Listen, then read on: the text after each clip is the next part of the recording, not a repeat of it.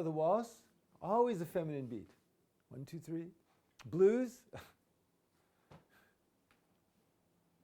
masculine, and she is nature. And nature is feminine. You'll find this in Santa Barbara with couples where the guy's a surfer. Okay?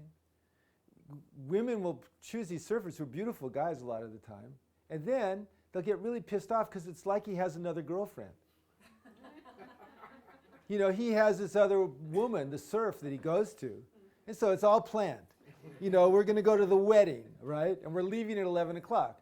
But, the Western boy is 10 feet in 15 seconds, and Rincon's firing, hardly anybody's out, and he doesn't get back till 11:45. What do you expect? Nobody was out. It was double overhead. We're going to be late to the wedding. Well, he was out with his mistress. He was out worshiping the feminine. And for him, it was a sacred activity. For him, you don't leave the temple early, when God is speaking to you because you might be late to a social occasion. She goes, this guy drives me crazy. We're not hiring you to have that conversation. Yeah, a surfer. Obviously, a surfer. Now, one thing, in terms of attraction, in terms of eroticism, when a masculine person feels a feminine person. Now, we have energetic polarities with everything that we see. If you look out the window and see the tree in my neighbor Bob's house, and just look at that tree and allow yourself to feel that tree, you're developing a polarity with that tree. It's an energetic polarity. It says the tree is nature, at least for me.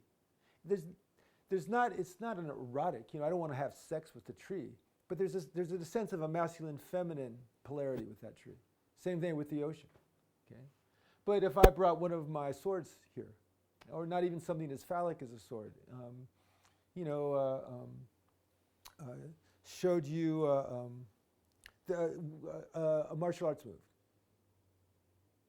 Okay? That's not a feminine move. It's a masculine move. Why? Well, what's there? There's focus. There's resolute acceptance of death. There's not wild display of emotion. There's integrity. Now, feminine people like that. Okay? Now, a masculine person, seeing that in a feminine person, might go, wow, she's a pretty good fighter, but he wouldn't feel an erotic polarity. If he saw a woman shining his light, with her heart open, with her body open, with her face open, that polarizes, that magnetizes masculine energy. I had a client once that was a really big woman, just big blonde hair, big features, big body. She wore skin-tight outfits, with bright colors, big smile. I could see her at 100 yards and I'd smile. But not classically beautiful by any American standard. So she and her husband would go to Las Vegas, all right? She'd be walking across the casino, and he'd look around, and every male eye in the casino was looking at her because she was the goddess. And the goddess is independent of body, and it's independent of age. Mel Gibson did a movie called What Women Want. Yeah. And the point of that, the part of that movie that attracted me the most was at the very end, there was this Chinese woman, about 75 years old, that he passed.